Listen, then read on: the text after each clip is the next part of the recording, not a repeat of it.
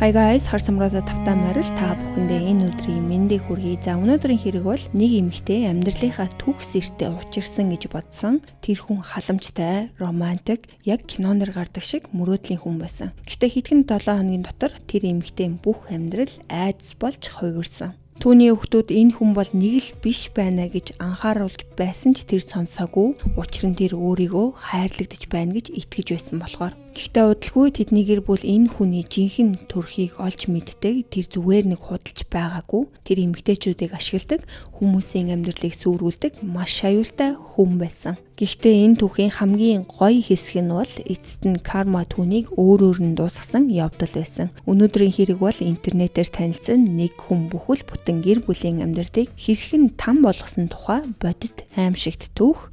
Энэ удаагийн дугаар маань бол дуустлаа маш олон төрлийн акшн болдог дугаар байгаа. Тийм болохоор энэ бол дуустал нь үздэг подкаст байгаа шүү хүмүүсээ. Хэрэгээ эхлэхээс өмнө та бүхэн минь яаж сувгаа дэмжихээ мэдэж байгаа байх гэж бодож байна. За хэрвээ та нар минь бэлэн бол өнөөдрийнхөө шүүлтийг эхлэе.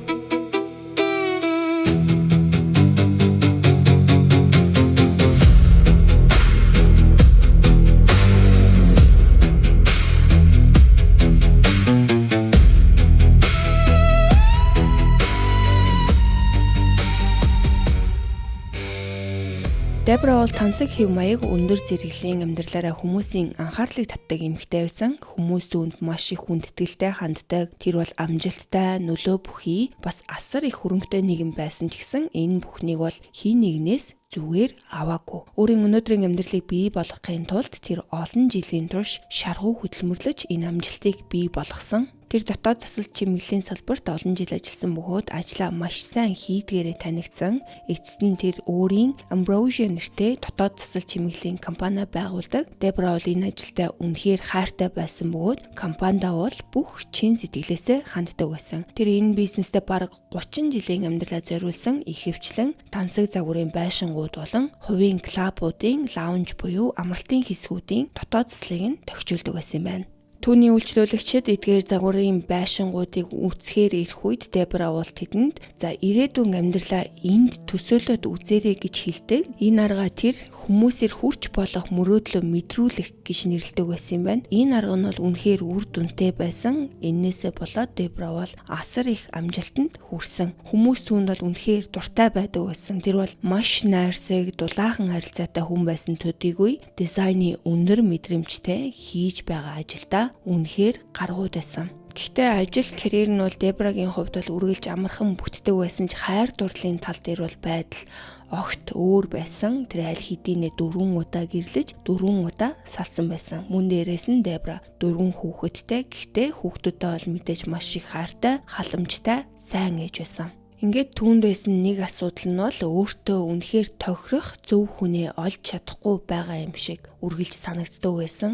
За яг энэ хэрэг болох үеэр бол Дебра бол ганц бие, амжилттай, бас амьдралаа хамт хуваалцах зөв хүнээ хайж байсан. За Дебрагийн энэ хэргийг ярихаас өмнө эхлээд энэ Дебрагийн игч Синдигийн талаар ярьж өгье. За Дебра бол Синди гэдэг игчтэй байсан бөгөөд тэд хоорондоо маш дотно. Түүний игч Билли гэдэг хүнтэй гэрэлсэн байсан ч гэсэн тэдний харилцаа байнгын хэрүүл маргаантай байдаг. Эцэст нь Синди нөхрөөсөө салахаар шийдсэн. За ингээд яг 84 онд салалтын процессыг дундаа явж байх үед тэр хоёр бол албан ёсоор тусдаа гараагүй байсан. Нэг өдөр тэд галтгоонд маш том маргалцсан бөгөөд тэр маргааны үеэр Билли буу гаргаж ирээд Синдигийн толгой руу маш ойроос буудсан. Синди газар дээрээ шахуунаас барсан бөгөөд амьд үлдэх ямар ч боломж бараг байгаагүй. Үүний дараа Билли өөрийнхөө гиз рүү буудаад 911 рүү залгадаг. Дөрвөн тасламжийнхан ирээд Синдиг аврах гэж оролцсон ч гэсэн аль хэдийнэ ойройтсон байсан. Харин Билигийн өөртөө учруулсан шарах тийм ч хүнд биш байсан учраас тэр амьд үлдэж чадсан.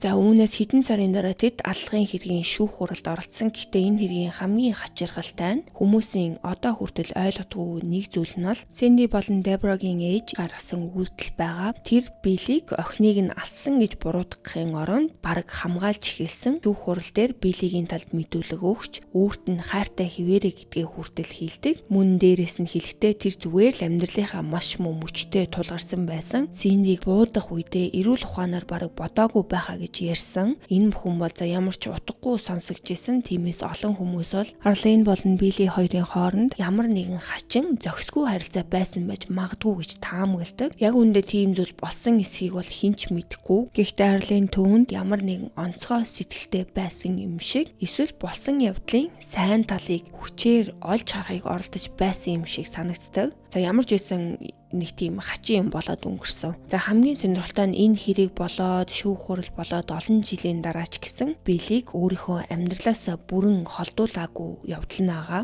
Шүүх хурал дээр тэр зөвхөн Биллиг өмгөөлө зогсоогүй харин өөрийн охин Синдиг буруутай хүн мэт харагдуулахыг хүртэл оролцсон. Эцэст нь Арлины өгсөн мэдүүлэг болон хамгаалалт нь Биллид маш их нөлөөлсөн. Тангарахны шүүх түүнийг санаатай хүн амны хэрэгт буруугүй гэж үзээд оронд нь санаандгүй хүний амнаас хөнөөсөн гих хамаагүй хөнгөн зүйл ангаар ялалсан. Билли ч гэсэн үүнийг хүлээн зөвшөөрөөд ялаа багсуулсан бөгөөд эхнэрээ алсан хэргийн төлөө ердөө 5 жилийн ял авсан. Гэхдээ хамгийн итгэмээргүй зүйл нь бол авсан 5 жилийнхээ ялны 3 жилийг нь шоронд суугаад 86 онд шоронгоос суллагдсан. Синди болон Билли хоёр бол хамтдаа 2 хүүхэдтэй байсан. Мэдээж энэ бүх явдал бол тэдэнд асар том сэтгэл зүйн шарахыг үлдээсэн. Ээж нь алагдаж, аав нь алуурчин болсон. Тэр нөхцөл байдал мэдээж хүүхдүүдийн амьдралыг бүхэлд нь өөрчилсөн. За харин эгчт нь ийм аимшигтай зүйл тохиолдсны дараа Дебра бол маш их айдастай хүн болсон. Ялангуяа буунаас үнэхээр их айдаг болсон бөгөөд гэрийнхээ ойролцооч буу байлгахыг хүсдэггүй байсан. Гэтэ түүний гэр бүлийнхэн ойр дотны хүмүүс нь бол чи ингээд ганцаараа амьдардаг, бас мөнгөтэй төрхтэй хүн учраас хин нэг нь чамайг онилж магадгүй, ядаж өөрийгөө хамгаалах зүйлтэй байх хэрэгтэй гэж байнга зөвлөдөг байсан байгаа.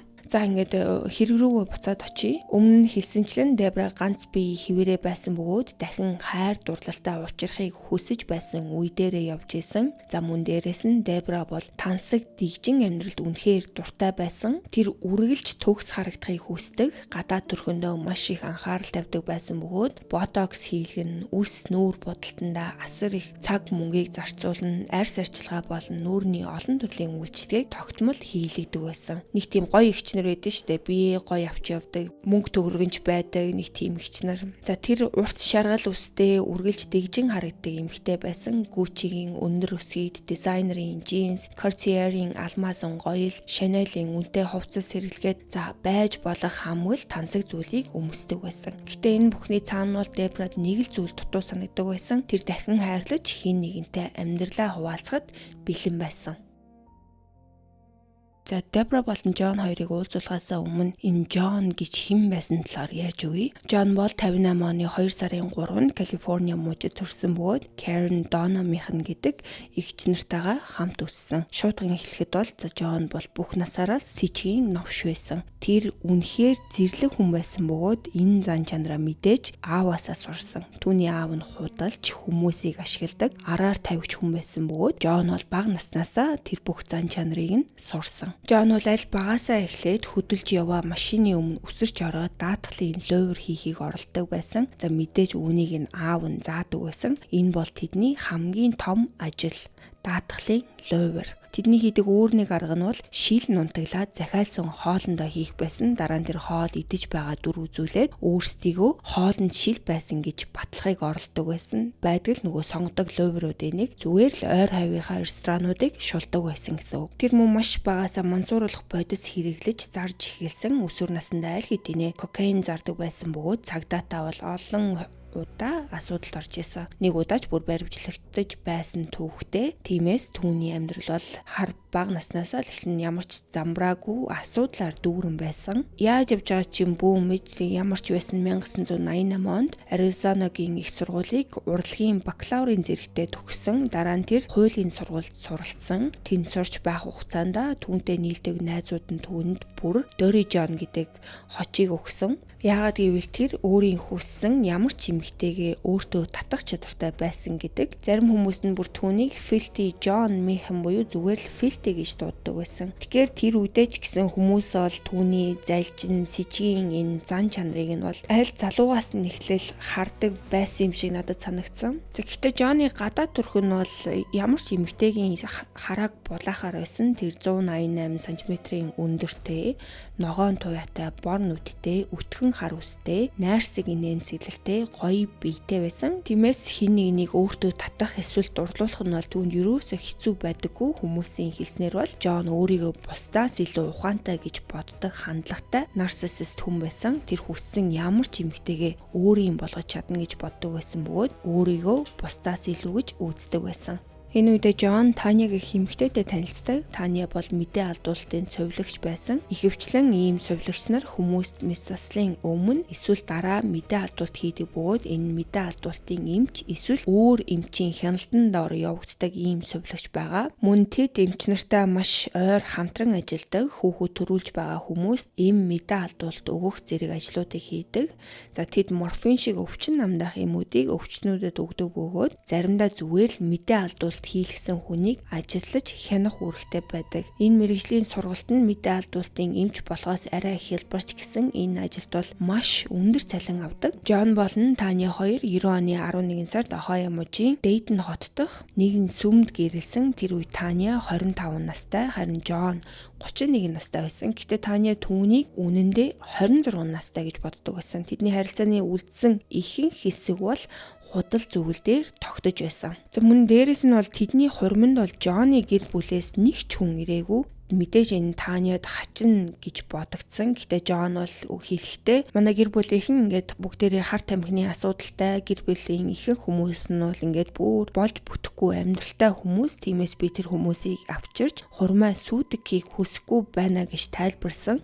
Тэд гэрэлсний дараа удалгүй 2 охинтой болсон бөгөөд Таня Жоныг өөрийн сургуультай оруулж бүх хөтөлбөрийн туршид нь зааж чиглүүлсэн бөгөөд ингэснээр Жон мэдээ алдуулалтын совилогч болох боломжтой болсон. Гэхдээ яагаад ч мэдэхгүй өмнө нь хар тамхи зардаг байсан хүн яагаад мэдээ алдуулалтын совилогч болохыг хүссэн юм болоо гэж бодогддог. За дараа нь яагаад гэдгийг мэдгэтэн. Тэр Wright State University-г төгсөөд дараа нь Tennessee-гийн мэдээ алдуулалтын сургуулийг дүүргэсэн. За гэтэл хэсэг хугацааны дараа Таня болон Жон нарын гэрлэлт муудаж эхэлдэг. Танягийн хэлснээр бол Жон түүнд маш муухай ханддаг болсон. Тэр бол байнгын ууртай, аашин тогтургүй, ер нь л нэг сэжигтэй аашилж эхэлсэн гэж ярьсан. За ингээд 10 жилийн гэрлэлтийн дараа Жон Таняд салмаар байгааг хэлэхэд Таня бол энийг маш гайхаж хүлээж авсан. Энэ үед Таняд олон шалтгааны улмаас сэжиг төрж эхэлсэн байсан. Тэр Жоны өнгөрсөн амьдрал эсвэл гэр бүлийнхэн талаар ямар ч мэдээлэл байдаггүй, олж чаддаггүй байсан. Тиймээс тэр Жоны ээжтэй холбоо барихаар шийддэг. Жоны ээжийг Долорес гэдэг байсан бөгөөд Жон бол Таняд хизээж битгий холбоо барь гэж хэлсэн байсан ч гэсэн түүний ээжтэй холбоо барьдаг. Тэгээд уцаар ярих үед Жоны ээж Долорес бүх нууцыг нь дэлгэдэг. Тэр Жон насныхаа талаар худлаа хэлсэн, бүтэн нэрнийхээ талаар хүртэл худлаа хэлсэн, мөн Калифорниад хар тамхи зарсан хэрэгээр ялтай гэдгийг нь хүртэл хэлдэг. За тэр үед бол Таня аль хэдийнэ Жоныг хар тамхи хэрэглэж байж магадгүй гэж санаа нь зовж исэн. Яагаад тэгэхээр түүний зан ааш нь угаасаа хачин болцсон. Тиймээс Таня гэртээ им хадгалж байгаа эсгийг шалгахаар нэгжлэг хийдэг. Удалгүй Таня Жоны нуусан мэс заслын мэдээ алдуулах эмнүүдийг олдог. Жон бол эдгээр эмнүүдийг эмнэлгээсээ хулгайлж цуглуулж байсан. За тэр даруй Таня Жон эдгээрийг өөрөө хэрэглэж байгаа гэдгийг ойлгодог. Яагаад тэгэхээр зан авир нь угаасаа галзуу хүн шиг болцсон байсан. Тиймээс Таня цагдаа дуудаж Жон эмнэлгээс мэдээ алдуулах юм хулгайлж байгааг мэдээлсэн. Цагдаа нар үүнийг сонсмогцоо Жон мяханы эсрэг мөрдөн шалгалт эхлүүлсэн бөгөөд за энэ нь бол 2000 оны 9 сард болсон явдал байгаа. 2 жилийн дараа буюу 2002 оны 1-р сард Ohio мужийн мөрдөгч Деннис бол Жоныг шалгаж исэн. Жоныг шалгаж байх явцдаа бол маш олон мэдээллүүдийг олдог. Жонтой хамт ажиллаж байсан эмнэлгийн ажилтнуудын хэлснээр Жон нэг удаа хагалгааны өрөөнд бүр буу авч орж ирсэн байсан. Өөр нэг эмнэлгийн ажилтан Жон өвчтөнд хийх ёстой байсан Demerol гэдэг эмийг хулгайлж аваад оронд нь өвчтөн зүгээр давсны уус мас шахаж байсныг нь харсан. Энэ мөрдөгчийн хэлснээр бол Жон бол түүний амьдралдаа харж байсан хамгийн залтай, аюултай, хорон санаатай хүмүүсийн нэг байсан. Тэр жилийн 4-р сард цагдаа нар Жоны гэрт нэгжлэг хийж нийт 6 төрлийн эмтэй холбоотой 45 өөр сав мөн сумтай буу олдог. Ингэснээр эмнэлгийн бусад ажилтнуудын ярьж байсан зүйл үнэн болох нь батлагдсан. Ингээд тэр жилийнхээ 6 сард Жон хар тамхины хэрэгтэй бурууга хүлээсэн. Гэхдээ цагдаад бууж өгөхийн оронд тэр зүхтцсан. Цагдаа нар түүнийг Мичигэн мужийн нэгэн зочид буудлаас олсон бөгөөд олдох үедээ тэр ухаангүй байдалтай эргэн тойрон нь хоосон эмийн савнуудаар дүүрэн байсан тиймээс түргэн тусламж дуудсан. Гэтэл Жон удаа харт тамхиндаа мансуурсан байсан уу яасан түргэн тусламжийн машин дотор ухаан оронгуудаа эмнүүдийг шүүрч аваад шууд түргэн тусламжийн машинаас үсрээд гарцсан. Түүнийг удалгүй дахин баривчилсан бөгөөд энэ удаа баривчилгаанд эсэргүүцэл үзүүлсэн болон харт тамхиныхаа хэргийн төлөө Мичигэн мужид 6 жилийн хорих ял авсан. Тэгэхдээ ерөөсөө энэ дэр гайхах зүйл байхгүй. Жон бол ердөө 17 сард нь суугаад 2004 онд суллагдсан. Шоронгоос гараад тэр Калифорни мужид руу буцаж очсон. За ингээд энэ бүхэн дууссаны дараа бид нэр Дебратай уулзсан тэр үе рүү очино. Энэ үед Жон 55 настай, харин Дебра 59 настай байсан. Дебра онлайн болзойг туршиж үзэхээр шийдсэн бөгөөд 50-аас дээш насныхан зориулсан болзооны аппликейшн ашиглаж эхэлсэн. За гайгаар тэгээд нөгөө Жон ч гэсэн тэр аппликейшн дээр байж таарсан. Тэд вебсайт дээр бие биенээ олоход бол нэг хутаагүй Дебра түүний профайлыг хараад маш их сэтгэл төрсөн бөгөөд түүнийг аюулгүй хүн шиг санагдсан гэдэг. Профайл дээрээ Жон өөрийг салсан, эмч, мөн Христийн шашинтай зүгээр л хайр болон амьдралаа хуваалцах хүн хайж байгаа эрхтэй гэж бичсэн. За ингэж бичсэн хүнд бол тэгээд мэдээж ямар сэтгэл төрүүлэх нь ойлгомжтой. Тэр үед Дебра хитэн муу болцоонд яваад удаагүй байсан. Тэр ирчүүд гадаад төрх эсвэл амьдралынхаа жижиг зүйлсийн талаар худал хэлсэн байсан бөгөөд бодит амьдрал дээр уулзахдаа Дебрагийн урам нь хугарсан байсан. Гэхдээ Жонтой ярьж эхлэхэд бол Дебрагийн тэр урам хугарсан байдал нь эсэргээрээ өөрчлөгдөж эхэлсэн. Яагаад тэгэхээр Жон түүнтэй чаатлахдаа Дебрагийн амьдралыг үнэхээр сонирхож байгаа мэт харагдсан бөгөөд маш даруухан яг л нэг газар дээрээ бат зогсдог нэг тийм сайн хүн шиг санагдсан гэдэг. Түүний хэлснээр Жон зөвхөн өөрийнхөө тухай яриад байдаггүй байсан нь Дебраг гайхшруулсан. Яагаад тэгэхээр өмнө нь ярьж байсан ихэнх ирчүүд өөрсдийнхөө талаар дандаа ярьдаг хитрхи бие төвтэй тийм хүмүүс байсан байлаа. Дебра үнэндээ өөрийнх нь амжилтыг үнэлж магтаж талархах хүн хайж байсан бөгөөд Жон мессежээр ярьж байхдаа л аль хэдийнэ тэгээд эхэлсэн байсан.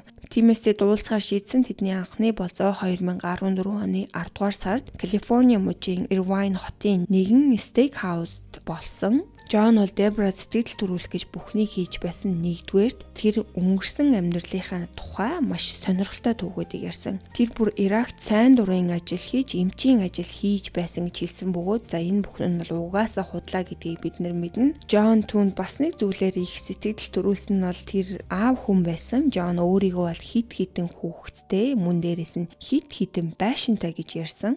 Түүний хэлснээр бол тэр өөрөө Калифорни мужийн Palm Springs болон Newport Beach area-гаар нэлээд хитэн хаустай гэж ярьдаг. Тэр орчны байшингууд бол маш их үнэтэй баячууд амьдардаг л тийм газар байдаг. Тэгэхээр өөрийгөө бол аюу баян хүн шиг л ярьж исэн байгаа. За тиймээс Дебра бол Жон татагдаж эхэлдэг. Түүний нүдэнд Жон бол дэлхийд тусалж байсан эмч, өөр ингэсэн хүүхдүүдтэй ганц бие амьдрал нь тогтсон эрхтэй байсан бөгөөд яг л өөрт нь тохирох төгс хань шиг санагдсан байгаа. Жон Дебраг дэлхийн хамгийн гайхалтай эмэгтэй шиг яг л хатан хаан шиг харьцдаг байсан. Тэр Дебрагийн хийсэн бүх зүйлийг магтаж, ачсээ нартай шууд уулзахыг хүсэж, гэр бүлийнх амьдралд маш хурдан оролцохыг оролдож байсан. Тэр Дебраг харахаар зүрхэн зогсчих шиг болдог. Дэлхийн хамгийн үзэсгэлэнтэй эмэгтэй, өөрийг нь бишрүүлсэн хүн, амьдралаа бүрэн болгохын тулд бүх насаараа хайж явсан эмэгтэй гэж хэлдэг байсан. За мэдээж бол Дебра энэ бүхнийг сонсоод хошигроод маш их баярлдаг байсан. Тэр дөнгөж танилцсан байсан ч гэсэн түүнд ирж байгаа бүх анхаарал, хайр, магтаалд нь үнэхээр дуртай байсан. Гэхдээ Дебра нэг зүйл анзаарсан нь бол Жон анхны болцсон дээрээ хитрхи ингээд гар хүрэмтгий ингээд биед нь хүрсэн гэх юм уу. Тэр гараараа Дебрагийн нурууг дээш доош илж бүсэлхий хаваар нь үрээдсэн. Гэхдээ Дебрад бол энэ бүх анхаарал нь маш их таалагджсэн болохоор Жоныг дагуулад өөрийн пентхаус руугаа дагуулж очдог. Дебра бол яг тэр рестораны гудамжны яг цаанахан байрладаг маш тансаг зэрэглэлийн пентхауст амьдардаг байсан. За над чиг жирийн хүмүүс бол киноноос л хардаг тийм төрлийн пентхаус байгаа. Тэд пентхаус буцаж ирсний дараа Жон бүр илүү даварч эхэлсэн. Тэр Дебраг үнсэж илүү их зүйлийг хүсэж эхэлсэн. Гэхдээ Дебра анхны болцсон дээр шууд бэлгийн харилцаанд ордог хүн биш биш байсан учраас болж байгаа процессыг бол удаашруулахыг хүссэн. Тэр үед Дебрад нэг эвгүй мэдрэмж төрж эхэлсэн. Жон бол хитрхи ингээд хүчтэй шахаж байгаа мэт санагдсан учраас Дебра түүнийг явахыг хүсдэг. Жон бол жаахан дургуутсан ч гэсэндээ яваад өгсөн. Маргааш өглөө Дебра үнэхээр сэтгэлээр унсан сэрдэг. Дебра бол уг нь яста мундаг хүнтэй танилцчихлаа гэж бодсон ч гэсэн эцэстээ зүгээр л нэг удаагийн зөвлөх хүсдэг. Ирчүүдийн нэг байсан байна гэж бодоод сэтгэлээр унсан. За мэдээж маш их урам нь хугарсан ч гэсэн өдөр тутмын амьдралаа үргэлжлүүлэхээр шийдсэн. За гэтэл Жон түүн рүү байн залгасаар байсан. Эцэст нь Дебра уцаа авахд Жон өнгөрсөн шөнийхөө авирт уучлал хүсдэг. Тэр хитрхи их уусан байсан ч гэсэн Дебратай бол үнэхээр сайхан цагийг өнгөрөөсөн, дахиж уулзахыг маш их хүсэж байна гэж хэлдэг. Дебра Жоны хэлсэн үгэнд нь итгээд жоохон хэтрүүлж уусан байсан болохоор л надтай унтах гэж оролцсон юм байна. Тэрнээс биш ийм хүн биш юм байна гэж бодоод харилцаагаа үргэлжлүүлдэг. Цаг хугацаа өнгөрөх тусам ердөө хэдхэн 7 хоногийн дотор тэдний харилцаа маш хурдан гүнзгийрч эхэлсэн. Тэд маш олон болзоонд явж хамтдаа асар их цагийг өнгөрөөдөг болсон. Бүр 3 дахь болзоон дээрээ Жон бол аль хэдийнэ Дебрад хайртай болсон гэдгээ хэлдэг. Түүгээс зогсохгүй Дебратай гэрлэхийг хүсэж байгаа тухайга ярьж эхэлсэн. Би л хувьдаа хий нэгэн зүг ингээд 3 болзооны дараа ингэж хийлж байна гэж төсөөлж чадахгүй байна. Гэхдээ ямар тач тэдний харилцаа бол маш сайн явж байсан. Дебра ч энэ бүхэнд маш жаргалтай байсан учраас Жоны талаарх зарим сэжигтэй зүйлсийг бол ерөөсө тоохгүй өнгөрөөцсөн. Нэгдүгээрт тэр залуу байнга эмнэлгийн хувцастай явдаг байсан. Мэдээж эмч сувилагч нар ажлынхаа дараа дэлгүүр орж явахдаа ч эмнэлгийн хувцастай байж болно. Гэхдээ ажлаасаа гадуур байнга өмсөд явах нь бол ердийн зүйл биш. Харин Жон яг өөр хувцасгүй хүн шиг 24/7 эмнэлгийн хувцастай явдаг байсан. Түүний өмсдөг зүйл нь бол дандаа цэнхэр өнгийн эмнэлгийн хувцас бөгөөд доод хэсгээрээ илэгдсэн маш олон өмсөн юм шиг бүр баг зэрэг бохирч харагддаг байсан юм байна. Тэд үерхэд хэдхэн 7 хонож байх үед Дебра бол маш тансаг буйны арга хэмжээнд оролцох хэрэгтэй болсон. Калифорниад болдог дээд зэрэглэлийн арга хэмжээ байсан. Тиймээс тэр Жоныг хамтдаа явахыг уурдаг. Гэтэл Дебрагийн гайхшруулыг төрүүлсэн зүйл бол Жон эмнэлгийн хувцастайгаа хүрээд ирсэн. Жон хэлэхдээ өө ингээд надаа ингээд хувцас солих зав гарсангүй. Найзууд чинь намайг эмч гэдгийг мэдээд гоё сэтгэл төрөх байхаа гэж хэлдэг. Дебра ч гэсэн за тийм ч юм уу гэж бодоод өнгөрөөцсөн. За харин Дебрагийн найзууд бол түүнийг маш хачин гэж бодсон. Маш албан ёсны буйны арга хэмжээнд бохир эмнэлгийн хувцастай ирнэ гэдэг нь бол сонин санагдсан. Ихэнх хүмүүс ядаж ариун цэврийн өрөө ороод хувцас солиод гарчих хугацаа гаргадаг. Ямар завгүй хүн гэхээрээ ингэж ирдэг байна гэж бүгд гайхсан. За гэхдээ Дебра бол нөгөө хайрандаа сохорцсон байсан болохоор үүнийг бол нэг их тоогоогүй. Харин ч түүгээр бахархаж дэрэгдээ байлгах дуртай, хүмүүст харуулах дуртай байсан юм байна. Цаг хугацаа өнгөрөх тусам тэд улам ойртож Жон улам их ирдэг болсон. За түрүүн дурдсанчлан Дебра бол 4 удаа гэрлэж салж исэн. Тэгээ 4 хүүхэдтэй. За тэр 4 хүүхдийнх нь нэгийг бол Жаклин гэдэг байсан. Энэ үед бол Жаклин 24 настай байсан. Жаклин бол маш шулуухан зантай. Дебра ч үүнийг нь сайн мэддэг байсан. Тэр ээжийнхээ гэртээ авч ирсэн бүх найз залуус шиг нь маш их шүүмжилдэг, боцноо хилдэг, нилээд ширүүн ааштай нэгэн байсан. Тэр үед Жаклин ээжтэйгээ тэр пентхауст амьдарч байсан бөгөөд Дебра Жоныг улам их дагуулж ирэх тусам Жаклин түүнд таалагдахгүй зарим зүйлсийг анзаарч эхэлсэн. Жаклины хамгийн түрүүнд анзаарсан зүйл нь бол мэдээж Жоны хувцаслалт байсан. Тэр бүр яг гэр оронгүй хомдос хүн шиг харагддаг байсан гэж хэлсэн. Түүний хувьд бол Gucci, Chanel өмсөд гялалзаж явдаг ээж нь эмнэлгийн хувцастай энэ хүүгийн залуутаа үерхэж байгаа нь бол үнэхээр гайхмар санагддаг байсан юм байна. Гэтэ Жаклинд бол зөвхөн Жоны гадаад төрх таалагдаагүй юм биш. Түүнд Жоны авиринч гэсэн маш сэжигтэй санагдсан. Түүний хэлснээр Жон пентхаус ирээд бүх хэмийг маш анхааралтай ажилтдаг байсан гинэ. Яг л ингээд нэг байшинг тандаж байгаа юм шиг санагддаг байсан. Гэр доторх үнэтэй урлагийн бүтээлүүд, хөшөөнүүд, тансаг даавуунууд гэд бүгдийг нь ажигладаг. Тэдний бүх пентхаус үнэтэй эд зүйлсээр дүүрэн байсан бөгөөд Жаклины бодлоор Жон тэдгээр зүйлсийг арай л хитрхи их анзаараад байх шиг санагддаг байсан юм байна. Дебра мөн гэртээ сейфтэй байсан бөгөөд тэр сейфээ бараг дизайнер эд зүйлсийн шүүгээ шиг ашигладаг байсан. Тэр дотор нь үнэтэй алмаз, үнэтэй цүнхнүүд гэд байж болох бүхэл үнэтэй зүйлсээ хадгалдаг байсан юм байна. Тэгэхээр сейфэнд нь бол асар их мөнгө л хадгалагдаж байсан гэсэн үг. Мэдээж Жон бол тэр сейфийг маш их сонирхож исэн. Жаклин үүнийг хараад энэ хүн яагаад манай энэ сейфийг ингэж хараад сонирхоод байгаа юм болоо гэж боддог байсан юм байна. Эцэст нь Жаклин тэсгээ болоод ээжтэй би энэ хүнтэй түүнтэй ямар ч холбоотой байхыг хүсэхгүй байна. Түүнийг энэ гэрээсээ явуул гэж хэлдэг. Тэр Жоныг үнэхээр аймаар эвгүй бас нөхөрсөг биш ааштай байсан бөгөөд түүнээс маш муухай мэдрэмж авч байгаагаа хэлсэн. Дебра бол ингэхт нь бол нэг их гайхаж хүлээж аваагүй. Яагаад гэхээр өмнө нь ч гэсэн Дебрагийн гэрт авчирсан ямар ч залууг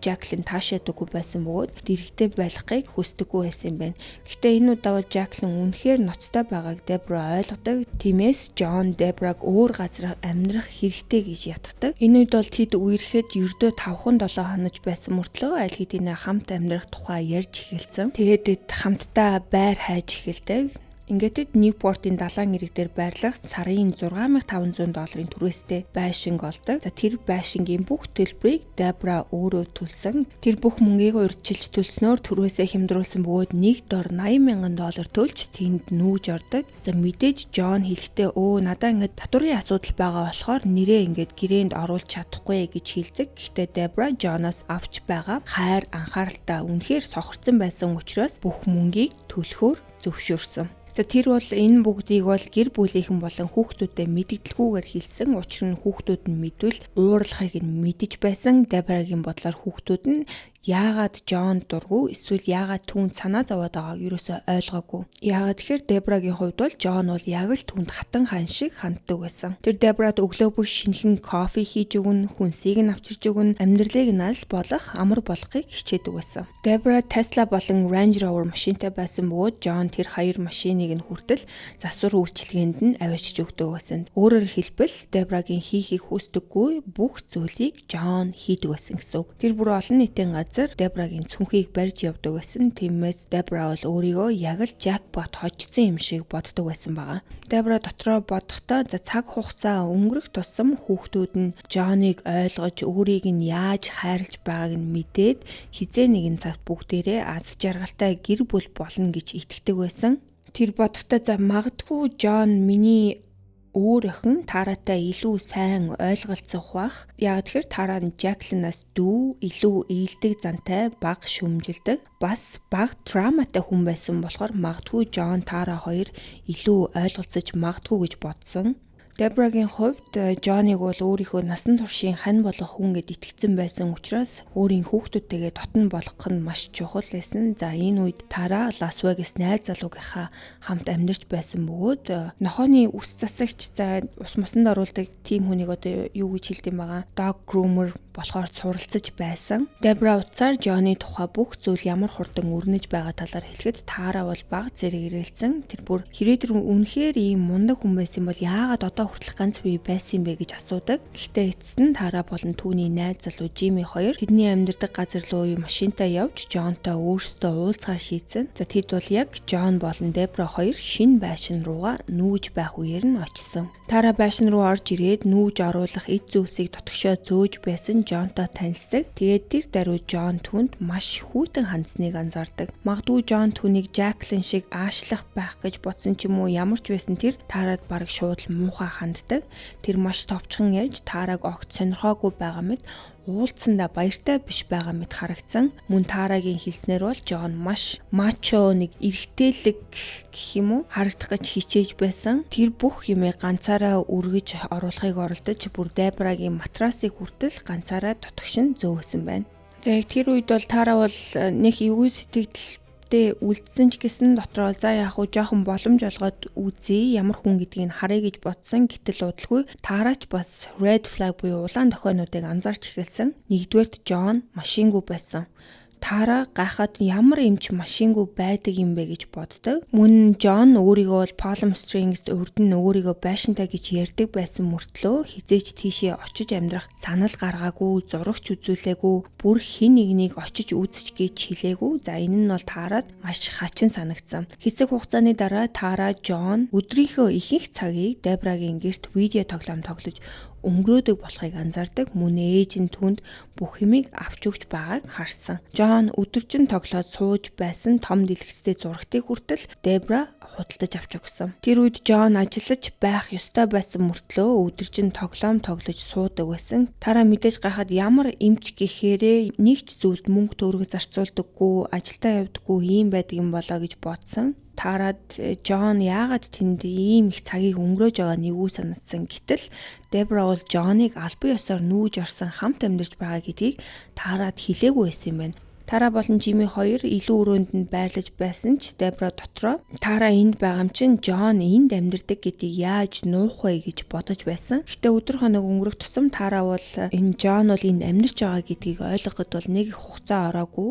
За ингээд Тара найз залуутаагаа талархлын үеэр тэнд байсан бөгөөд талархлын баяр тэмдэглэхээс өмнөх өдөр бүх зүйл утгаа алдаж эхэлсэн. Яагаад тэгэхээр Тара Жоны эд зүйлсийг ухаж эхэлсэн. Тэгээд тэр Жоны нэртэй совилогчийн гэрчлэгийг олдог. Өөрөөр хэлбэл Жон эмч биш байсан. Гэхдээ Жон хэлэхдээ санаа зовох зүйл байхгүй. Би өөрийгөө эмч гэж дууддаг шалтгаан нь би докторийн зэрэгтэй мөн мэдээ алдуултын чиглэлээр агсан төвшний сургалтай гэж тайлбарсан. Гэхдээ Жон Тара өөрийнх нь эд зүйлсийг ухаж үзснийг мэдээд уур нь хурж галзуурсан. Тэр Тара руу орилж эхэлдэг. Чи бид хоёрыг салах гээд байна. Чиний асуудал юу юм бэ? Чи ээжийг аз жаргалтай байлгахыг хүсдэггүй юм уу гэж уурлаж дайрсан. Хамгийн гал зүүн Дебра тэр бүх хугацаанд зүгээр л зогсоод охин руугаа орилж байгааг нь харсан. Тара бүр уурлаад ээж рүүгээ хараад та энэ Жоныг надтай ингэж харьцахыг нь зөвшөөрж байгаа мó гэж ээжээсээ асуудаг.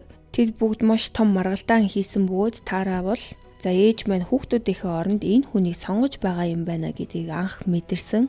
Жон энэ бүх нөхцөл байдлыг үнэхээр сайнаар ашиглаж эхэлсэн. Тэр Дебрад чиний хүүхдүүд ингэж аашилж байгаа шалтгаан нь тэд чамайг аз жаргалтай байхыг хүсдэггүй юм шиг байна штэ.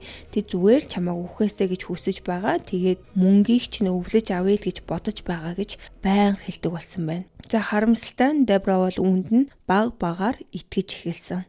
За талархлын баяр болоход бол Дебрагийн ээж ирдэг. Ингээд тэр анх удаа Жонтой уулздаг. Хэрвээ та санаж байгаа бол өмнө нь ярьсанчлан нөгөө Дебрагийн эгчийг алсан биелийг бол хамгийн их өмгөөлсөн хүн. Тиймээс бол миний хувьд бол тэр ирчүүдийн талаар түүний хүлээлт бол нэлээд доогуур л байлгүй дээ.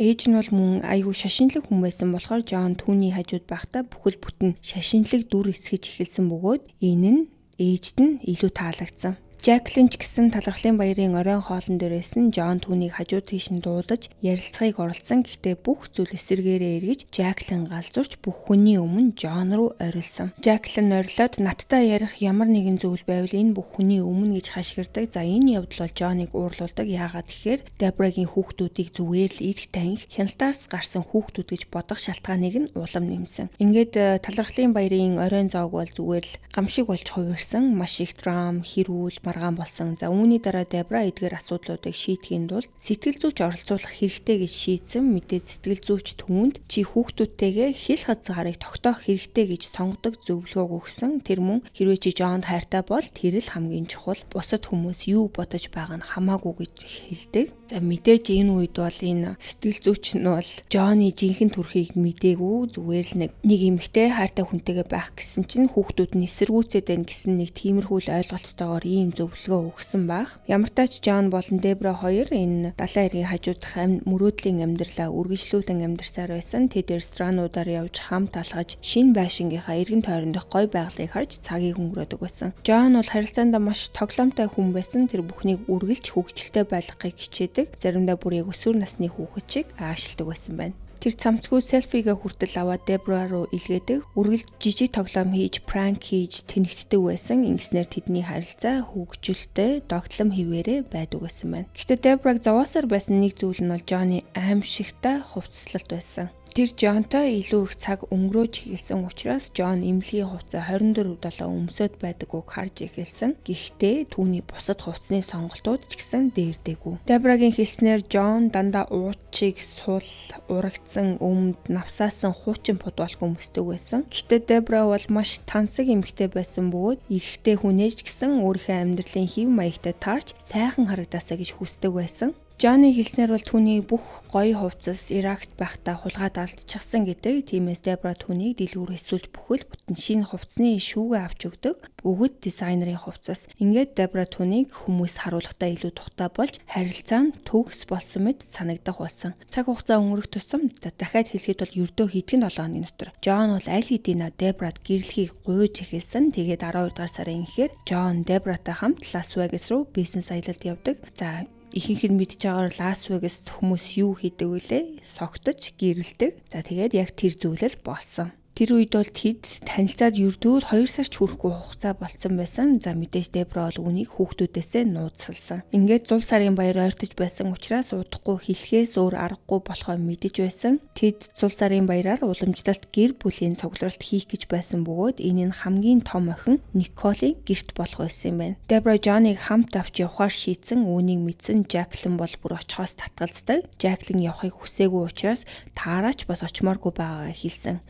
Дебра бол ядаж Тараг байгаасаа гэж маш их хүссэн. Тиймээс тэд сэтгэл зүйчтэй ярилцаад Тараг арга хэмжээнд очино. Гэхдээ Джоноос хол байна гэж тохиролцдог. Тарагийн хамгийн их санаа зовж байсан зүйл бол Джон олон хүүхдүүдийн дунд байх явдал байсан. Ингээд Christmas болж бүгд Николийн гэрт цугларсан. Джон эрэхтэй тэнд байсан бүх хүүхдүүдэд бөөн бэлэг авчирсан. За мэдээж Джон бол өөрөө авчираагүй. Дебрагийн мөнгөөр л авсан байж таараа. За энэ нь бол Тараг маш их бухимдуулсан. Тэр бодохдоо энэ хүн бол зүгээр л энэ хүмүүс таалагдах гэж оролдож, жинхэнэ төрхөө нуух гэж хичээж ин л гэж бодсон байгаа. Тэр бүр уурлаж өрөөнөөс уйлсаар гардаг. За имэн түүний араас очиод юу болсон бэ гэж асуухад Тараа би энэ Джон дургүй. Түүнд нэг л буруу зүйл байна гэдгийг би мэдрээд энэ би энд баймааргүй байна гэж хэлсэн. Зул сар өнгөрсний дараа Тараа найз залуу Жимтэйгээ Лас Вегас руугаа буцсан. Талархлын баяр зул сарын баяр хэрхэн өнгөрснөөс болоод Тараа бол маш их сэтгэлээр унсан байсан учраас ээжтэйгээ бараг харьцаа болцсон. За энэ хооронд бол нөгөө охин Жаклин бол Жонд санаа зовсоор байсан бөгөөд бараг л мөрдөгчийн дүрд орсон байсан. Тэр хоёрын харилцааг салгах зорилготой болцсон байсан л гэсэн үг. Түүний хамгийн их бодож эхэлсэн зүйл нь бол Жоны гар нь байсан. Түүний гар үргэлж бохир, хумсан доорн шороо, заваан зүйл байдаг байсныг анзаарсан юм байна. Гэтэл эмч хүний хувьд бол энэ бол маш том асуудал. Эмч нар дэлхийн хамгийн цэвэрхэн гартай хүмүүсийн нэг байх ёстой байдаг. Жаклин үүнийг мэддэг байсан учраас энэ нь түүнд маш их анзаарчихсан. Тэр бүр Джон үнэхээр ажил хийдэг эсгэд эргэлзэж эхэлдэг. Зарим мессежнүүдэд Дебра түрүүчнээсээ мөнгө алга болж байна гэж гомдлож байсан. Тиймээс Жаклин Джон ээжтэй нь хамт биш байхдаа яг юу хийдэг байсан болоо гэдгийг олж мэдхээр шийддэг. Тэр үед бол Джон Дебрагийн Теслаг байнга хэрэглэдэг байсан. Яагаад гэхээр угаасаа өөрөө машингүй байсан. Тиймээс Жаклин Тесла дээрх байршил тогтоогч тавиад за ингэснээрээ Джон хаашаа явж байгаа бүгдийг нь хянах боломжтой болсон. Джон Дебрад өөрийгөө мууч даяар янз бүрийн эмнэлэг клиникүүдэд ажилладаг, хэрэгтэй үед нь дууддаг гэж ярьдаг байсан. Байршил тогтоогчноос мэдээлэл ирж эхлэхэд Жаклин түүний явсан газруудыг тооцоолж үнэхээр эмнэлгүүд рүү явж байгаа эсэхийг нь шалгаж эхэлдэг. Тэр бол зарим хотуудын зарим эмчийн офис руу очиж байгааг анзаарсан. Гэхдээ мөн зарим нэг шуудангийн газар бас хит хитэн түргэн хоолны газар руу ч гэсэн явж байгааг анзаарсан. Гэтэ бол яг ч нэг тийм ноцтой зүйл олдоогүй. Джон болон Дебра хоёр бол нэм гараг бүр сүмд хамт явдаг болсон. Нэг нэм гарагт тэд гэртээ буцаж ирээд зочны өрөөндөө нэг нь танихгүй эмэгтэйг хардаг. Тэр эмэгтэй үсэн нойтон маш амар аашилж байсан бөгөөд гартаа жижигхэн Байбл барьчихсан байсан. Тэр Дебрагийн цагаан хувцсуудыг өмссөн зочны өрөөнд нь зүгээр л явж байсан. Эхэндээ Дебра айсан ч гэсэн за энэ магадгүй гэр оронгүй эмэгтэй эсвэл мансуурсан хүн манай гэрт ороод ирсэн байх гэж бодсон. Гэтэл Джон бол энэ нөхцөл байдалд маш хүчтэй хариу үйлдэл үзүүлсэн. Тэр эмэгтэйг шүүрч аваад толгойг нь галтгооны ширээлөө мөргөөд дараа нь гарыг нь арагш мушгисан. Тэгээд Дебра руу гэрээс гараад цагдаа дууд гэж орилдог. Дебра ч гэсэн хэлснийг нь дадаг. Цагдаа нар ирээд эмэгтэйг авч явсан. Дебра бол түүнд ял тулахыг хүсээгүй. Яагаад тэгэхээр зүгээр л гэр оронгүй эсвэл мансуурсан хүн гэж бодсон байсан учраас. Гэхдээ эргээд бодоход бол энэ бүх зүйл үнэхээр хачин мөрдөгчийн бодлоор Джон Дебраг айлгахын тулд үүнийг өөрөө зохион байгуулсан байх магадлал өндөр гэж үздэг. Гэхдээ Джон тэр эмэгтэйг огт танихгүй гэж бүрэн үгүйсгсэн. Ямартай ч энэ явдлын дараа Джон Дебраг гэрийн хамгаалтаа чангадах хэрэгтэй гэж ятдаг. Тэр гар утсаараа удирдах болох олон хамгаалтын камерыг суйрлуулсан. Тэр бүр Дебрагийн оффист ч камер тавьсан бөгөөд ингэснээр Дебраг байнга хянаж чаддаг болсон. Цаг хугацаа өнгөрөх тусам Дебра Джоны талаар улам олон асуулттай болж эхэлдэг. Яагаад гэхээр Джон өмнө нь Таниад хийсэн шигээ өөрийнхөө амьдралын талаар түүнд бараг юу ч ярьдаггүй байсан. Дебра түүний эцэг ямар хүмүүс байсан, хүүхэд насны ямар байсан талаар мэдхийг хүсэж эхэлдэг. Мөн тэр өдөржин хаашаа явдаг, яг хаана ажилтгийг нь сонирхдаг байсан байгаа. Эхнэр нөхрүүдийн байх л асуудал. Дебрад хачин санагдсан юм нь гэхээр Джон бол ажилдаа явна гэж гараад буцаж ирэхдээ бөөн бэлэн мөнгөтэй буцаж ирдэг байсан. Тэгээд өөрийгөө л ингээд төр зүрийн мэдээ алдуулалтын ажил хийчлээ гэд хэлдэг байсан. Мөн дээрэс нь тэрийгэ тайлбарлахдаа даатгалгүй өвчтнүүдтэй ажилдаг болохоор надад бэлнээр мөнгө төлдөг гэж тайлбарласан. За энэ нь бол Дебрад маш хачин санагдсан. Нэг өдөр Дебра хамгаалтын камерын бичлэг харж байгаад Джон ажилдаа явах үедээ эмнэлгийн хувцастаа гараад удалгүй буцаад ирж унтсан болохыг анзаардаг. Яг л ажилдаа явсан дүр үзүүлээд буцаад ирсэн мэт. Гэхдээ Дебра түүнийг асуух болгонд бол Джон үргэлж шалтгатай байсан. Тэр хэлэхдээ ингээ ажил руугаа явж исэн чинь өвчтөн маань канселдсан. Тэгээ гэртээ ирээд унтсан л гэж тайлбарладаг байсан байгаа. Гэхдээ ийм олон улаан дохой байсаар байхад Дебра бол бүгдийг үл тоомсорсон. Одоо тэнэг гэхүү одоо юу гэхүү. Учир нь тэр хайр дурлалдаа бүрэн сохорчихсан байсан. Дебра бол өөрийгөө төгс хүнээ олцсон гэж бодож байсан. Хинч түүнийг үүнээс илүү аз жаргалтай болгож чадахгүй гэж итгэдэг байсан. Тиймээс тэр энэ харилцааг ямар ч байсан авч үлдэхээр шийдсэн. Хэрвээ санаж байгаа бол Джон бол өөрийгөө Иракт эмчээр ажилладаг байсан гэж хэлж ирсэн. Энэ нь бол маш аимшигтай туршлага байсан гэдгийг ярьдаг байсан. Түүний биеийн дээр олон сорив байсан бөгөөд сорив бүрийн талаар тусдаа түүхийг ярьдаг байсан. Тэр үнэхээр сайн түүхийг хэлдэг, маш сайн бүтээч сэтгэлгээтэй хүн байсан. Тэр хэлэхдээ энэ бүхнээс болоод миний нуруу бол маш муу болсон гэж ярьдаг. Тэгээд хаяа окси буюу маш хүчтэй мэдээ алдуулагч хэрэглэдэг байсан. Мөн өөртөө ямар нэг зүйл тарьдаг байсан бөгөөд Дебрад хэлэхдээ миний бөөр муу болохоор тестостерон тарих хэрэгтэй байдаг гэж тайлбарладаг. Дебрад болохоор Шад гэдэг нэг хамаатан байдаг байсан. Тэр нь болохоор Дебрагийн эгч Синдигийн хүү нөгөө авлуулсан эгч нагаа штэ тий. Тэрний хүү нь байсан. Шад нь болохоор Дебратай маш дотн байсан. Бараг өөрийнх нь хүү шиг л байдаг байсан. Эхэндээ тэр Джонд гайгүй хандаг байсан бөгөөд ер нь бол нэг их тийм асуудал байгаагүй. Гэтэ удалгүйч гэсэн red flag буюу улаан дохойнууд бол анзаарагдаж эхэлсэн. Тэр ч гэсэн бусадтай адил энэ хүн яагаад өдөржингөө юу ч хийхгүй видео тоглоом байж идэм болоо гэж гайхдаг. Яагаад ганцч олигтой хувцас байдаггүй юм болоо гэж бодогдож эхэлсэн. Тэгээд дотроо бол за энэ магадгүй энэ хүн Дебраг мөнгөнийхэн төлөө ашиглаж байгаа юм байна гэдэг мэдрэмж төрж эхэлсэн. Тэгээд 2015 оны 2 сард Шад болон Джон хоёр Дебрагийн галтгоонд Маргарита хийж байх үед Жаклины нэр гарч ирдэг. За тэр үед Шадын хэлснээр бол Джон бүр үнэхээр галзуу юм ярьж эхэлсэн. Джонни Жаклины талаар хэлсэн эхний зүйл нь бол би түүнийг 1000 ярдын цаанаас ч гэсэн намнаж унгааж чадна гэж хэлсэн. Хамгийн аимшигтай нь Дебра тэр өрөөнд хамт байсан. Шадын хэлснээр бол Дебра бүр үүнд нь инээж хүлээж авсан байна. Тэр хэлэхдээ энэ мөчөөс хойшоо Дебра, Джон болон тэдний харилцааны талаарх өөрийн бүх бодол нь бүрэн өөрчлөгдсөн гэж хэлдэг. Тиймээс тэр санаа зовж байгаагаа Дебрагийн огтод хэлсэн. Тэгээд тэр үед л огт нь аль хэдийнэ хувийн мөрдөгч хөлсөлж Джоныг шалгуулж ихэлснийг мэдсэн. Учир нь тэдэж гисэн яг адилхан санаа зовж байсан байгаа. Тэгээд үндсэндээ бол Дебрагийн ээжээс өөр Джон болон Дебрагийн харилцааг дэмжиж байсан хүн бол тэр үед байгаагүй. Удалгүй хувийн мөрдөгч нь мэдээллүүдээ авчирч эхэлсэн бөгөөд тэнд бол маш их зүйл байсан. Тэд Джон bankruptcy буюу дампуурлаа зарлаж байсан зөвхөн сувилагчийн лицензтэй болохоос эмчийн лицензгүй гэдгийг нь олж мэдсэн. Мөн Аризона, Ohio, Индиана, Теннесси болон Калифорни мужид олон хаягтай байсныг илрүүлсэн. Тэр дундаа Калифорни мужийн Riverside дүүргийн цөлийн чиргүүлний парк дахь сүүлийн үеийн хаяг нь хүртэл байсан. Үүнийг сонссон Шад тэр чиргүүлийн парк руу залгасан. Тэгтэл уцыг авсан эмэгтэй би Джонтой тэр чиргүүлэнд бол харилцаатай байсан. Тэгээд нэг өдөр тэр зүгээр л алга болсон гэж хэлдэг. Тэдний олсон өөр нэг хаяг нь бол Orange дүүргийн шоронтой холбоотой байсан. Гэхдээ тэр даруй Дебрад хэлээгүй. Яагаад тэгэхээр үнэхээр Джон мөн эсэд бол бүрэн итгэлгүй байсан учраас жаахан илүү судлахаар шийдсэн. Гэхдээ тэд бол үнэхээр маш их санаа зовж исэн. Санаа зовж исэн учраас Шад Дебрад залгаад би одоо аль хэдийн ээжигээ алдсан. Би таныг ч гэсэн алдахыг хүсэхгүй байна.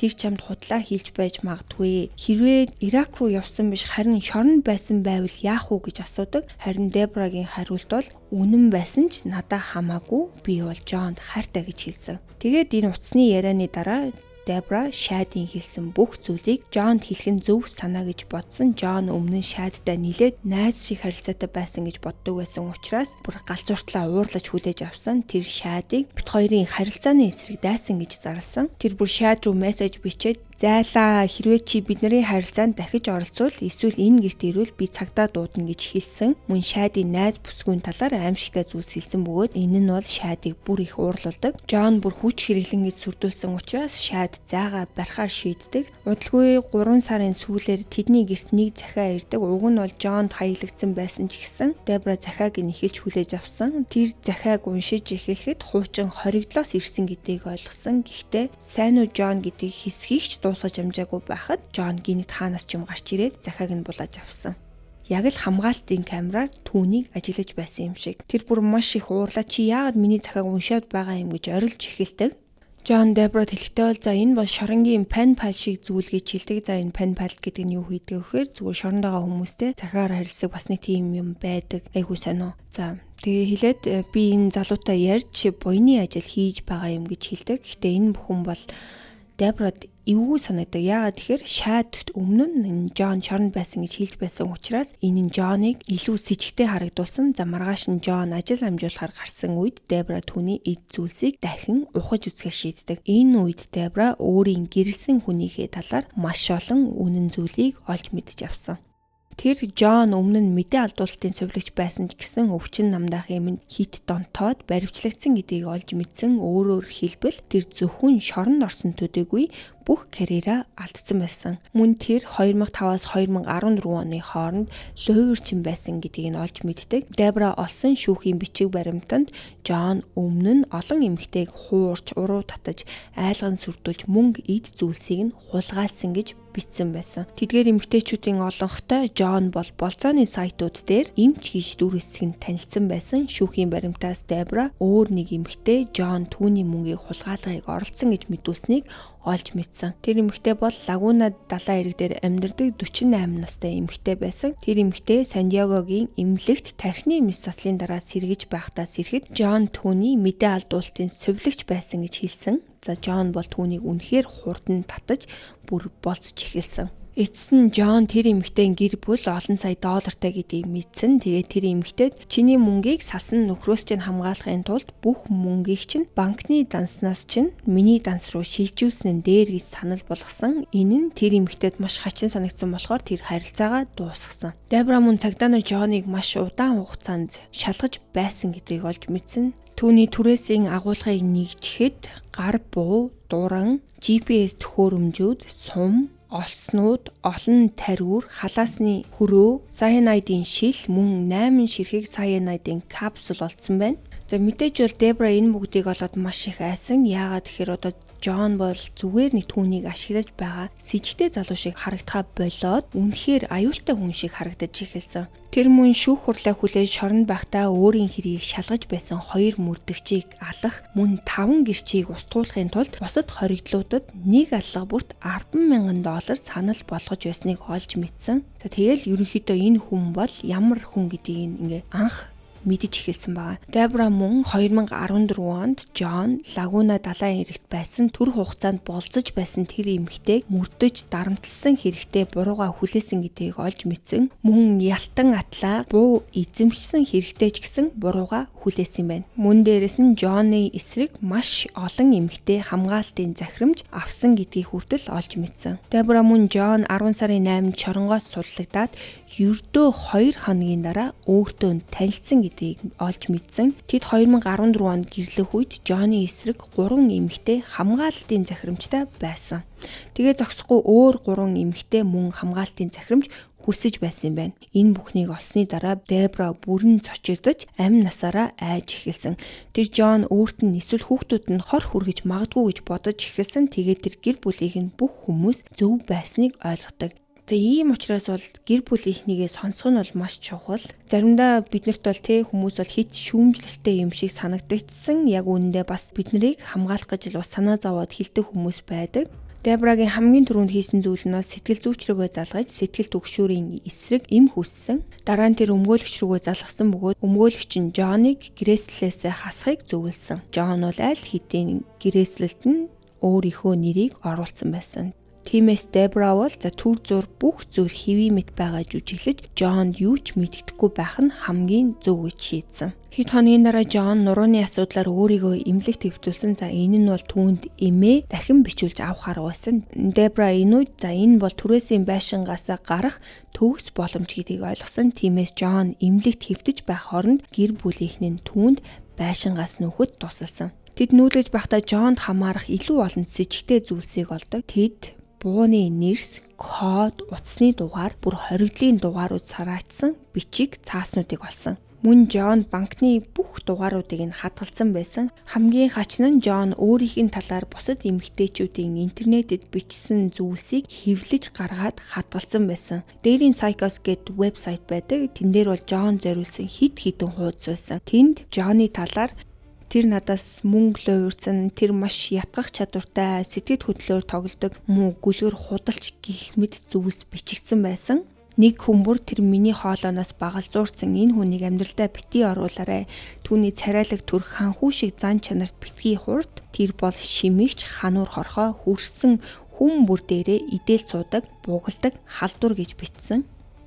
Өөр нэг хүн за эмгтээчүүдээ зүүн совиндоо итгээрээ, тэр бол эмгэг төвчний ялзарсан алим ямар ч үнээр хамаагүй хол бай. Энэ бол сонгодог psychopath гэж бичсэн. Ингээд Дебра энэ залуу бол бүрэн солиотой гэдэгт эргэлзэхээ болсон.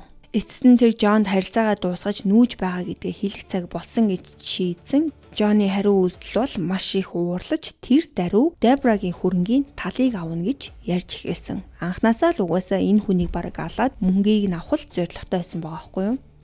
Жон бол Дебратай бол эвлэрэх гэж ч оролдоогүй. Харин ч эсэргээрээ Дебрагийн аминд хүрнэ гэж сүрдүүлж миний мафтай холбоотой гэр бүлийнхэн чамайг зохицуулж чадна гэж хүртэл хэлж ийсэн. За мэдээж Дебра бол энэ бүхнээс нь маш их айсан. Хувийн мөрдөгч түүнд гадаа төрхөө аль болох үйлчлэгийг зөвлөдөг. Нарны шил зүүх, өөрийгөө хялбар бай болохгүй байх хэрэгтэй гэж хэлдэг. Тэр бүр Дебрад хэд хоног тутам зочид будлаа сольж байхыг зөвлөсөн. Шинэ газар орох бүртээ өрөөгөө хэрхэн шалахыг хүртэл зааж өгсөн. Мөн дээрээс нь хэлэхдээ одооноос эхлээд энгийн хувцас өмс, дандаа өмсдөг дизайнер хувцснуудаа бойл, жирийн хүн шиг хувцснууд өмс, үсээ будаж эсвэл парик зүү ингэснээр Жон чамайг танихгүй гэж зөвлөдөг. Гэхдээ Жон бол түүнд байн мессеж бичиж эмнэлэгдэр ирж уулзаач гэж гуйсаар байсан. Эцэст нь яагаад ч юм бөөмөд Дебра түүнтэй уулзахаар шийддэг. Тэр дараа нь хэлэхдээ би түүнийг хаячихсан юм шиг санагдаад буруутай мэд байсан. Би сайнч бай, мууч бай, хамт байна гэж зөвшөөрсөн штэ гэж хэлдэг. Бүр нэг залилуулж ахта таарсан хүүхэн бэ. 2015 оны 6 сар гэхэд бол Жон бол бараг Дебраг буцаагаад өөртөө татцсан байсан. Жон шиг ийм хүмүүс бол айгүй нарциссист, дээрээс нь хүмүүсийг контролдож худлаа сайхан үгээр хуурч чаддаг ийм л хүмүүс байдаг. Тэр өнгөрсөн амьдралынхаа талаар Дебра олж мэдээгүй байсан олон хачин зүйлсэд тайлбарыг хийсэн. Түүний хэлснээр өнгөрснөө нуусан шалтгаан нь бол чи бол луурчин хүнд хизээж боломж өгөхгүй байсан учраас худлаа ирсэн гэж хэлдэг.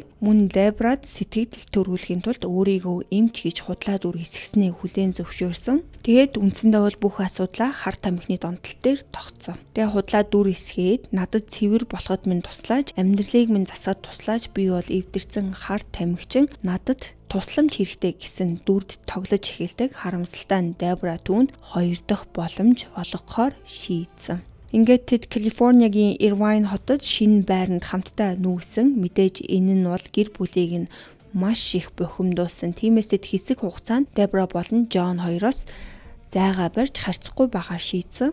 2016 оны 3 сар болоход тэд бүтэн 1 жил 3 сар гэрэлсэн хിവэрэ байсан. Тэр үед ч Дебра Жоны талаар маш их с ิจ гтэй хിвэрэ байсан бөгөөд түүний зан аашинд нь улам их санаа зовж эхэлсэн. Үндэ энэ үед бол Дебра Жоныг бараг бүрэн хяндаг болсон байсан. Тэр Жоныг хар тамхины донтолтоос нь гаргахад нь тусалж исэн. Гэтэ түүний бүх гэр бүл бол Жоныг үзэн яддаг хിവэрэ байсан. Дебрад бол эвгүй санагддаг байсан. За ялангуяа Жаклин бол угаасаа л дургүй байсан. Жон болон Жаклин хоёрын харилцаа өдөр ирэх тусам улам дорцоор байсан. Эцэст нь Жон Дебраг хүүхдүүдтэй нь уулзуулахгүй байх хэмжээнд хүрсэн. Нэг өдөр Жон Дебраг өөрийн охин Жаклинтай нууцаар уулзахаар явж байхад нь барьсан. Тэгээд дахиж ийм зүйл болвол Жаклиныг би далаар руу хаяж орхин шүү гэж хэлдэг. Мэдээж энэ харилцаа бол үнэхээр токсик болсон. Жон Дебрад бол маш хүчирхийлэлтэй ханддаг байсан. Гэхдээ аягүй санаа ийм хүчирхийлэлтэй харилцаанд байгаа хүн яагаад зүгээр яваад өгдөггүйг ойлгоход хэцүү байдаг. Ямар нэг шалтгаанаар тэгэл байгаа л байдаг.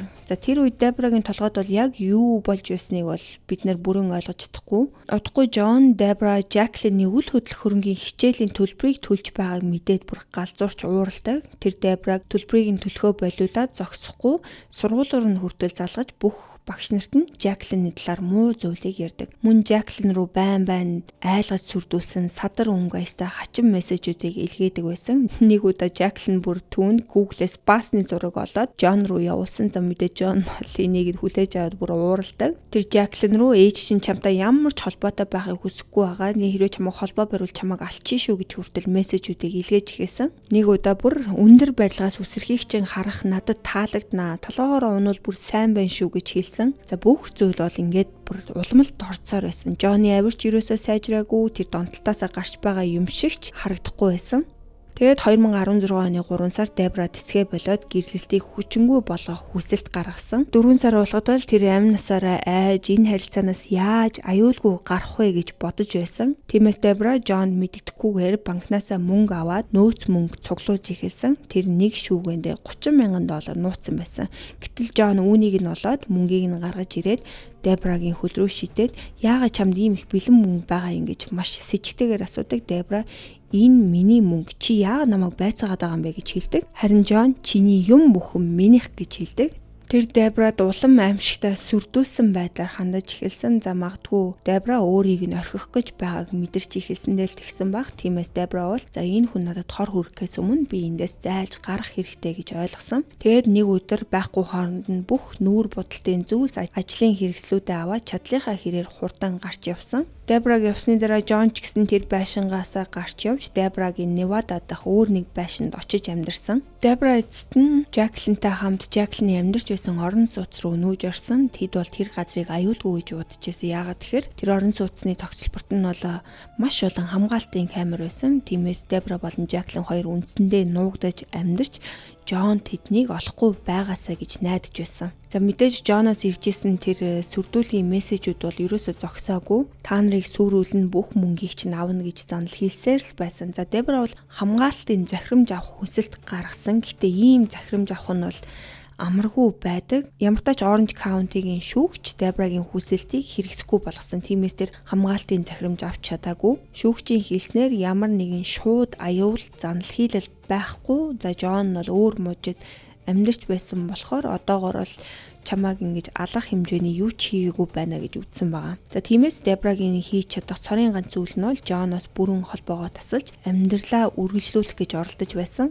Джон түүн рүү байн залгасаар байсан ч Дебра бол бүх дуудлага мессежийг нь үл тоомсорлож зүгээр л нуугдчихсэн. Тэгэд 2016 оны 6 сарын 11-нд Дебра бол тэр үед маш гоё Jaguar машинтай байсан бөгөөд тэр өдөр ажиллаа хийхээр машинаараа явсан. Гэвч өдрийн 1 цагийн үед машин нь офисынх нь зогсоолоос хулгайлагдсан. Азуулж офисын эргэн тойронд хамгаалтын камерууд байсан бөгөөд бичлэг дээр Джон машиныг хулгайлж байгаа нь тодорхой харагдсан. Гэхдээ тэр зүгээр л машин хулгайлаагүй, машиныг нэг блок хагасын зайтай газраас олсон бөгөөд бензин цацаад шатаацсан байсан. За Джон бол бүр машиныг бүрэн устгахыг оролцсон тодорхой харагдажсэн. Гэхдээ тэр үндсэндээ бүтлгүүцсэн. Яагаад гэвэл гал маш хурдан унтарсан болохоор машин багахан галын гэмтэлтэй үлдсэн. Дебрад Джон машиныг хулгайлсан бичлэг ийм зүйл хийх чадвартай гэдгийг батлах баримт байсаар байхад Irvine-ийн цагдаа нар бол түүнд ялт тулгахаас татгалзсан. Гэхдээ энэ явдал Дебраг бол айлгсан. Яагаад тэгэхээр тэр Джоныг хотод эргээд ирснийг мэдсэн. Тиймээс тэр охин Жаклин руугаа залгаад анхааруулдаг. Жаклин ч гэсэн нөгөө охин Тара руугаа залгаад Джон ойр хавьд ирсэн байх шүү гэж бидэд анхааруулж хэлдэг.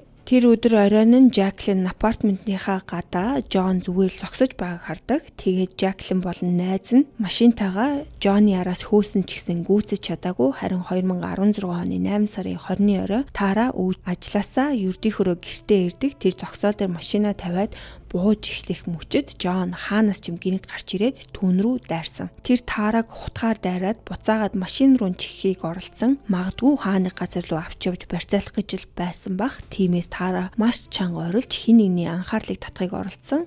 Тэгтэл Жон гараараа амийг нь тагласан бөгөөд яг тэр үед Тара түүний гарыг маш хүчтэй хадсан. Жон орилоод гараа татдаг. Гэхдээ энэ нь бол түүний бүр ч их уурлуулдаг. Энэ үед Тара машинаасаа гарч чадсан бөгөөд хоёулаа газар дээрээ ноцолдож эхэлсэн. Тара тэр үед хүнд эрзийнэн гутал өмссөн байсан бөгөөд Жоныг бол хамаг хүчээрээ өшгөлсөн. Тэр бүр хутгийг нь гараас нь унгааж чадсан. Тэгээд ямар ч эргэлзээгүйгээр тэр хутгийг шүүрч аваад Жоныг хутгалж эхэлсэн. Тэр түүнийг нийт 13 удаа хутгалсан бөгөөд хамгийн сүүлийн хутгалт нь нүдээр нороод тархи руу хүрсэн. Тара бүр үнэхээр галзууртлаа тэмцсэн гэсэн. Аз суулж нэг хөрш бүх зүйлийг харсан бөгөөд алчуур барьсаар гүйж ирээд Тарагийн шархыг боож цагдаа дуутахад нь тусалсан. Тэгээд Тара тэр даруй ээж Дебра руугаа залгаад би нөхрийг чинь алчих шиг боллоо гэж хэлдэг. Гэхдээ Жон тэр даруй үхээгүй. Түргэн тусламж ирэхэд зэний цохилтой хിവэрэ байсан. Энэ хүн бол яг Жом шиг байсан. 13 удаа хутгалуулж нэг нь нүдээр нь орсон мөртлөө амьд хിവэрэл байсан. Цагдаа нар ирээд машиныг нь шалгахад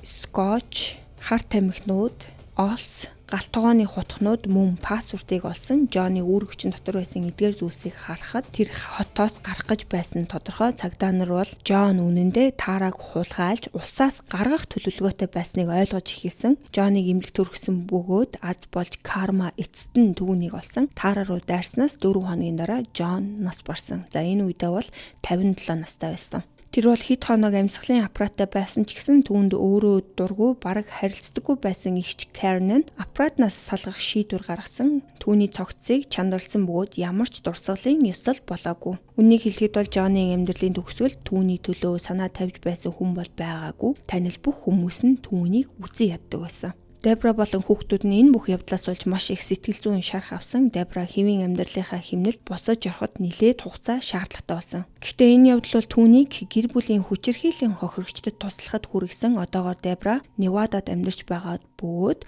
2017 онд байгуулсан Ambrosia Home гэдэг нэртэй шинэ компани ажиллаулдаг. Өнөөдөр хүртэл Дебра бол өөрийгөө буруутгадаг хэвээрээ тэрийн аимшигтай гэмт хэрэгтэн хүнийг гэр бүлийнхээ амьдралд оруулж ирсэндээ мөн гэр бүлийнх нь анхааруулж байхад тэдний нухацтай авч үзээгүүдээ маш их харамсдаг. Харин одоо тэр дахин хүүхдүүдтэйгээ ойр болсон бөгөөд одоо бол маш болгоомжтой хүн болсон. Дебра өөрийгөө хамгаалахын тулд байнга буу авч явж хүчингийн аюулын шүгэл мөн pepper spray авч явдаг болсон байна. Хамгийн сүүлд Дебра болон Тара хоёр 2019 онд CrimeCon гэдэг нэвтрүүлэг дээр гарч ирсэн. Тэнд Дебра хэлэхдээ би бол дахиж хизээж онлайн болцоонд орохгүй гэж тодорхой хэлсэн. Энэ хэрэг бол бүр ёстой нэр үнэхээр галзуу хэрэг бүр нөгөө солонгос драма цаашаа байгаа сте. Бас энэ дээр бас надад нэг баярлаад байгаа юм ямар азар энэ хүүхдүүд нь том болсон байсан. Бас насан туршгүй жоохон хүүхдүүд байсан бол энэ Жонны хүчирхийлэлд орол амьдрах байсан байхдаа гэж бодогцсон. Тэгээд энэ хэрэгээс авах юм нь бол ер нь бол сингл аав ээжүүд бол зөндөө байдаг. Тэр хүмүүс маань амьдралдаа шинэ хүн оруулж ирэхдээ болгоомжтой байгаарай. Тэгээд хүүхдүүд бол номер 1 байх ёстой гэдгийг дахин сануулж хэлмээр санагддаг. Тэгээд хүүхдийнхээ аюулгүй байдлыг хамгийн түрүүнд тавьж байгаарай гэж эцэг эхчүүдээс гуймаар байна. Тэгээд хүүхдүүд чи ямар нэг юм хэлвэл дургуудаа тийж хэлж байгаа биш. Жоохон томоор хараад нэрээ чи юм уу гэж жоохон нэг open mindтай байгаарай гэж хүсмээр байна. За тэгээд өнөөдрийнхөө хэргийг энд хүргээд дуусгая. Өнөөдрийнхөө бас урт хэргийг эхнээс нь дуустал нь сонсон та нартай баярлалаа. Тэгээд энэ хэргийнхаа талаар сэтгэлдээ бичиж үлдээгээрэй. За ингээд дараагийнхаа дугаар хүртэл баяр таа.